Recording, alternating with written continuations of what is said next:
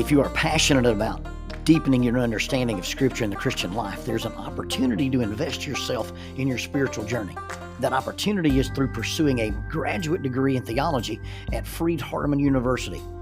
Freed-Hardeman University offers 5 master's degrees, 1 doctorate degree. FHU's graduate theology program offers a unique blend of academic rigor, spiritual formation, and practical application. Whether you're interested in deepening your understanding of Scripture or sharpening your ministry skills, their distinguished faculty are there to guide you every step of the way. And with Freed-Hardeman's flexible web conference format, you can pursue your graduate degree from anywhere in the world without sacrificing the intimacy of the classroom setting. All application fees are waived right now, and even more importantly, scholarships are available. If you'd like to learn more about the programs they have available, simply head to www.fhu.edu/Jones. That's 3 W's and a dot. fhu.edu/Jones. Freed-Hardeman University is a sponsor of Keeping Up with Jones, the Lonnie Jones podcast adventure.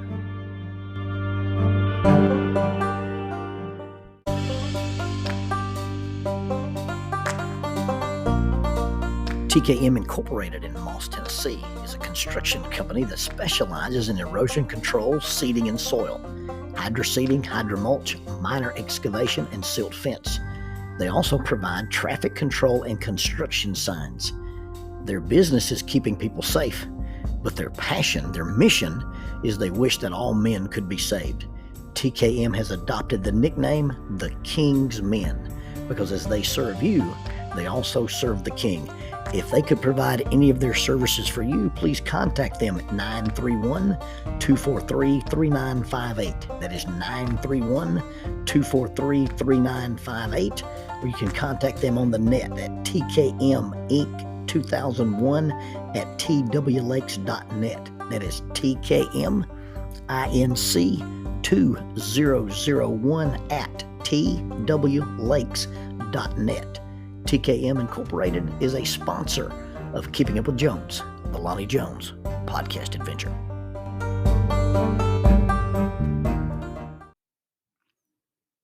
My brother is 18 or 19 months older than I am. I got married when I was 21. He did not get married until he was 39. So there was this long gap between us both having wives. And oftentimes I would go see him without my wife. And it would be like bachelor's weekend. We would eat, junk food and watch the movies we wanted to watch. And we would hunt and we would fish and we would adventure.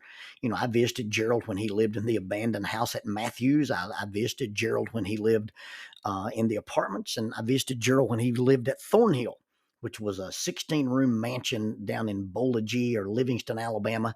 And we just had great times and great adventures. Well, my brother got married. And with his marriage, not only did he get a new wife, but he got a new cat. Missy, my brother's wife, had this cat. Now, I'm not really sure what the deal was with the cat. I was going to go visit them. They had moved into the little house on Brookland Curve down in Montgomery, Alabama. And I was coming into town either for a conference or maybe I was just going to spend the night and hunt with him the next day. But I was going to be arriving at the house and they weren't there. And I was going to let myself in and just, kind of do my thing till Gerald and Missy returned. And so they warned me about Missy's cat. Now, they said that she was poorly socialized. Well, I think basically to describe the cat, she's neurotic with a tablespoon of psychosis. I had been warned that it possibly suffered from PTHD. That's post-traumatic Hillier syndrome, or John and David, Missy's brothers. I don't know all the details. And I've only met John and David a couple of times and spent, probably less than 8 hours total with them on any one occasion, but we could hang out. Anyway, they're the brothers of this lady, and she had a cat, and as brothers and sisters cats will do, they probably didn't get along. So I walk into the house, having been pre-warned that the cat may have a little bit of neuroticism going on with it. And as I walked into the house, I don't remember if I was on the phone. I really don't think it was when we had cell phones. Maybe I'd picked up the phone and had called my wife to let her know I was in Montgomery. But I was talking out loud, and the cat comes around the corner. And I look like my brother. My brother and my dad and one of my uncles, we have a striking resemblance to each other. And so I'm talking, and the cat is approaching me, and I look like my brother, and in lots of ways I sound like my brother, but the cat gets into, I guess, my scent cone, and all of a sudden goes crazy. It begins to arch its back and turn sideways and do that weird approach that cats do. And it begins to yowl, which is kind of a moan, a howl, and a growl at the same time. And I'm thinking, oh, wow. So Damien is here in the bed, in the living room with me. And I said, hey, cat, there's not a problem here. I'm supposed to be here. Well, the cat does this hissing, spitting thing, and I grabbed a throw pillow off the couch and threw it in front of the cat. Well, the cat jumps on this throw pillow and starts to shred it. So I grabbed a magazine and rolled it up. I needed something that was rigid. Now, I would have preferred a fire poker or some holy water or maybe even a silver bullet, but I just used a rolled up magazine and went straight up Jason Bourne on the cat. The cat retreated into the bedroom, and I closed the door and left the cat in the bedroom. Now, from the cat's perspective, it's probably in there going, Father, Father, there's an angry Jedi in the living room, Father. They had warned me about the cat, but apparently no one had warned the cat about me. So I come walking in the house, and I look like my brother. I sound like my brother. I looked and sounded safe. And then all of a sudden, this realization is, you're not who I thought you were. You were not who I expected you to be. And because the cat was not prepared for me, I was therefore not really prepared for the cat's reaction. And as this cat got aggressive, and I know better, and I should have known better then, but this type of aggression usually indicates insecurity or fear. The cat felt like I had invaded its space, and I felt like I had been attacked. We were occupying the same house. We're going to spend the night in the same house. We're going to live there for 2 or 3 days together. And everything was really, really cool until we got real close. You see, the cat thought she knew who I was until we got real close. Often we have to get real close to people before we discover who they really are. A principle we use when we talk about self-defense or survival tactics or Gracie Jiu-Jitsu or 10th Planet Jiu-Jitsu is proximity equals intensity. Whoever controls the distance controls the damage. And the closer you are, the more intense things are. The closer you are, the more intense the ability for love or passion or danger or violence or dissatisfaction or disappointment or hurt or betrayal or grief. And this is especially true if after we've gotten really, really close, I end up not being what you expected or who you expected, or I turn out not to be all that you expected or wanted me to be. Now, because of that disappointment, because of that shock, when life doesn't turn out like I expect it to, I suffer loss, and humans grieve all losses. Because of that disappointment, the cat used the only behaviors that a cat knew how to do to control the situation. Undoubtedly, when he had been confronted and tormented by David and John, he would spit and hiss and arch its back and growl, and possibly the boys would leave him alone or at least give him some ground. I didn't back off from the cat. When outnumbered or faced with a greater force, the Jedi will attack. So I grabbed the magazine and went straight up Jason Bourne on the cat. And now we both feel threatened. We both feel attacked. It attacked me and I attacked it back.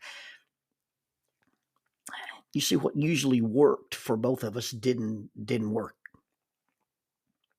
Now, not only am I not who you thought I was, I'm not responding like you're used to people responding. I'm not responding like you thought I should respond or like you thought I would respond. And this created greater confusion, greater anger, greater fear, greater hostility, and greater aggression on the cat. If you're used to people responding a certain way, if you're used to things working and they suddenly don't work, the level of frustration is almost inexplicable. You think about if you came home today and you picked up your remote control and you mashed a button and the ceiling fan came on rather than the TV. And then you hit another button and the microwave turned on rather than the TV. And then you hit another button and the garage door began to go up and down. Just think about what happens when our cell phones or our computers don't do what we want them to do. We're used to pressing these buttons and the buttons don't give us those reactions. Well, it creates a lot of frustration. It creates a lot of insecurity. It creates a lot of fear. And so here this cat is using behaviors that it's used to using to control people. Not only am I not who it thought I was, I'm not responding the way other people have responded to it. And now we've got this terrible situation between me and the psycho cat. Here I am in the house with the house panther. And often we walk right into these situations and we are trapped in a living room or a hallway, and we're trapped before we even realize it. You see, I had a right to be there. I was a guest. I had a key. But in the cat's perception, something was not right. Now, probably, if you just really go down to it, the cat lived there and I didn't. So the cat was probably more correct than I was, because I was indeed an interloper, an invader, a trespasser, or just a visitor. I was probably wrong, and the cat was probably right. But it's a cat. So here's a glass to get over it, and here's a straw to suck it up. But using the cat as an example, you may come up with several response options. Response option number one, when people turn out to be not what you expected, or not who you expected, or they behave in ways that you expected they wouldn't or shouldn't. Number one, you can always do what you've always done. What you've always done has worked up to some point, or you still wouldn't be here. So you can hiss, or you can yowl, or you can spit, or posture, or stand your ground, or run away, or avoid, or throw a pillow, or find a weapon. Now, with cats, you roll up a magazine and that'll work. Any rigid object will work. But with people, we find a weapon. We weaponize their mistakes. We weaponize their traumas. We weaponize their weaknesses. We weaponize their boundaries. We weaponize their vulnerabilities. But you can do what you've always done. You just grab a weapon and change the dynamic here. Now, there's some other options, and I'm not saying that any one of these is the best, but you've got to look at the totality of the circumstances. And when you understand the totality of the circumstances, these may or may not be things that you should do. I'm just simply saying these are things that we can do. We often react this way. Number one is de-escalation. I'm going to do whatever it takes to make the cat feel safe. Now, in all honesty, this has got to be reciprocal. The cat should be thinking about me. How do I make this guy feel comfortable in my home? Or I should be thinking about the cat. Ideally, in these confrontation situations, when people turn out not to be who we expect them to be, you should have the reciprocity that we both behave maturely. But the only person I control in this dynamic is me. I don't control the other person. I definitely don't control the cat. So I only control me. And so what the cat should do, what the cat should have done, what the cat ought to do, that's not even open for discussion. But I look at this cat's history. I look at the fact that this cat has this anxiety, this enduring vulnerability concerning strangers. And when I say strangers, anyone that's not Gerald and anyone that's not Missy. Now I look at this and go, oh, wow, this cat's not used to people who aren't Gerald and Missy, so I absolutely capitulate. Now, the cat could not consider these options because, number one, it lacked sufficient mental, emotional sophistication to do anything other than what cats do the way cats do them. And so the impetus was on me. You see, there's no amount of reassurance that I'm going to give this cat who is neurotic and traumatized. There's no amount of intellectual ability to get this cat out of the emotional fight-flight response. And so the only thing I can do is capitulate. I can leave. I go wait in the car till Jill and Missy get home. I could get a hotel room. I'd sleep in my car. In some cases, the burden is on me to do whatever it takes to help the person who feels vulnerable feel safe. Now, I agree that that's an extreme response, but sometimes it's the necessary one, and it's okay. You have to consider people's enduring vulnerabilities. Now, I'm not telling you that you become a prisoner to people's delusions. We don't enter people's delusions. I'm not saying that you get controlled by people's obsessions, their paranoias, and I'm not even saying that you become a prisoner to people's rituals. We're assuming that there's a capacity here for both people to be somewhat healthy and normal. But as long as it's not an extreme situation where you're falling into a psychosis with somebody, you may just have to say, "Hey, what does it take to make you feel comfortable? What does it take to make you feel safe?" And I'm going to do that. We're not going to fall victims to delusions, obsessions, and rituals. I'm simply going to do an attempt to reassure the cat and reset its expectations. I'm not who you thought I was, but neither am I who you think I am. I'm not Gerald and I'm not Missy, but I'm not an intruder. I'm a guest. I'm an extended family member. I've got a right to be here. I'm a visitor. You don't have to be afraid. You can be afraid, but you don't have to be afraid. Now, that requires enough reason on the part of the cat to overcome emotion. You have to have reason over emotion. You got to override the fight flight response.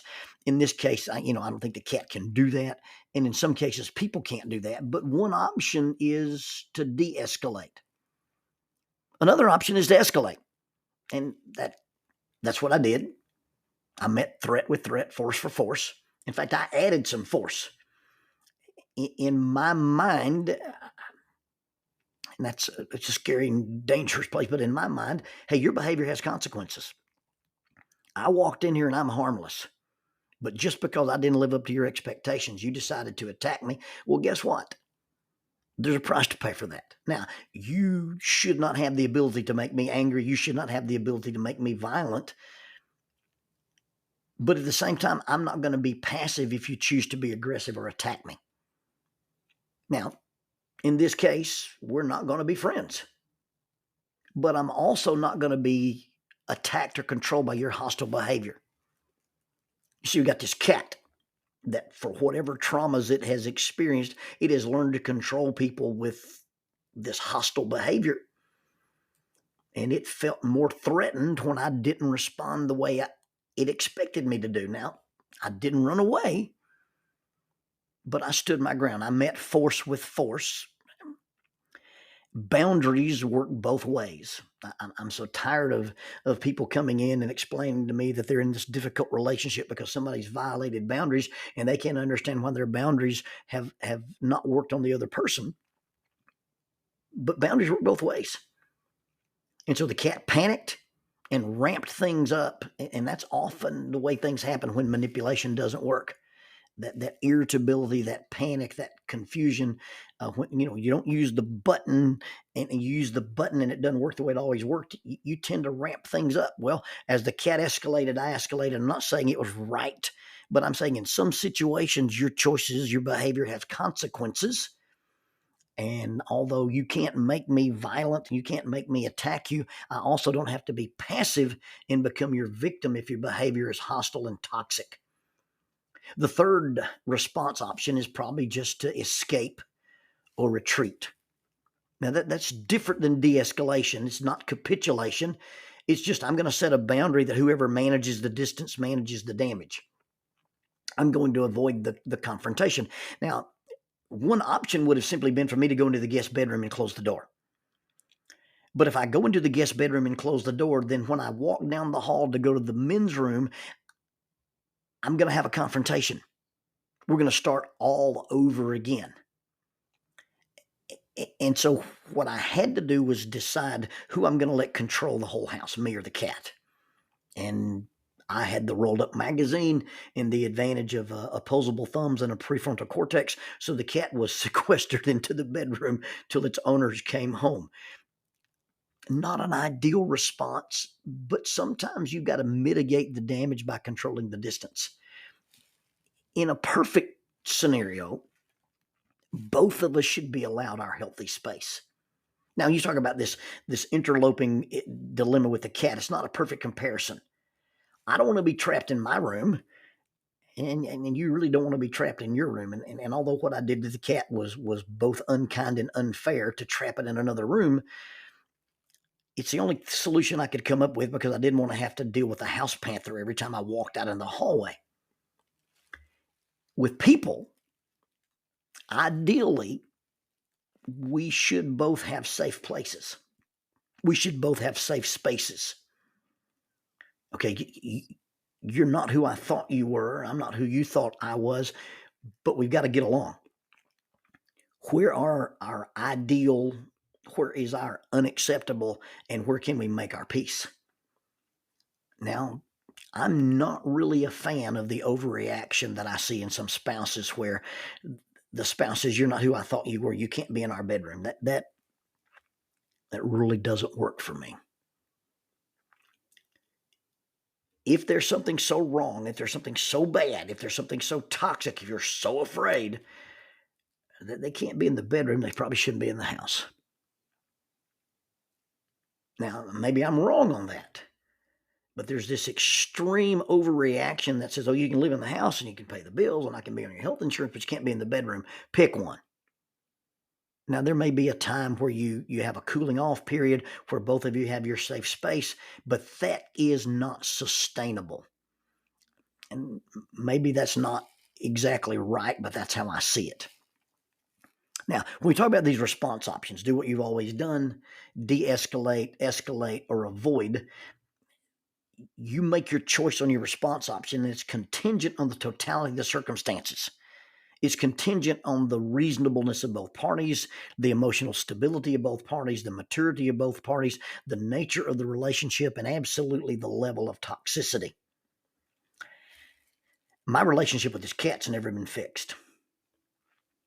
And although I am not Gerald, who the cat expected or wanted me to be, neither was I a burglar, a mass murderer, a trespasser, a boundary violator, or even a cat burglar.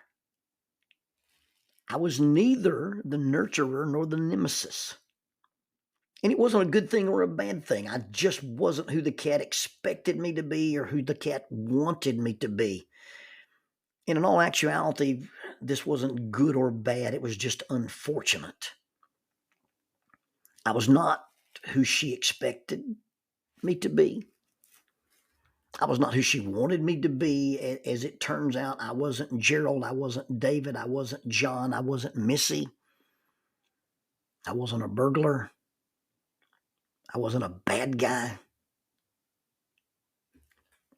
I was just someone different. And in our relationships, we must give grace. We must accept the presence of other people and don't overreact to their inability or inadequacies to not be who we want or who we expect them to be.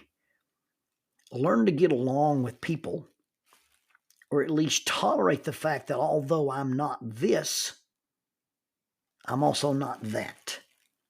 I'm not who you expected me to be, but I'm not your ex-boyfriend. I'm not your ex-spouse. I'm not your former boss. I'm not the people you used to go to church with. I'm not this. I'm not that. I'm not them. It's okay for me just to be different.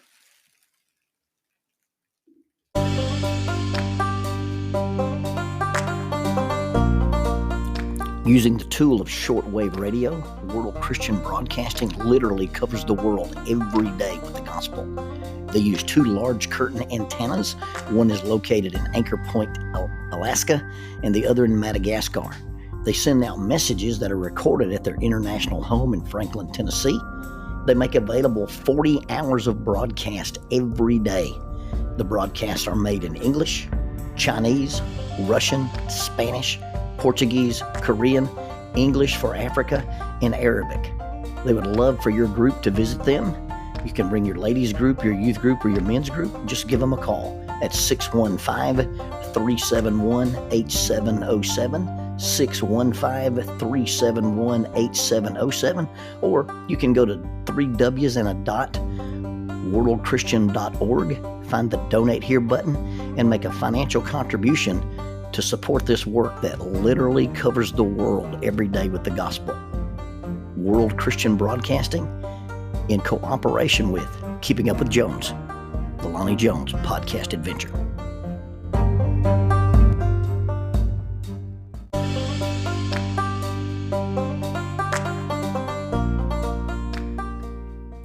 Keeping Up with Jones, the Lonnie Jones podcast adventure, is sponsored by us. What? We sponsor ourselves? Is that even legal? Check us out on Amazon.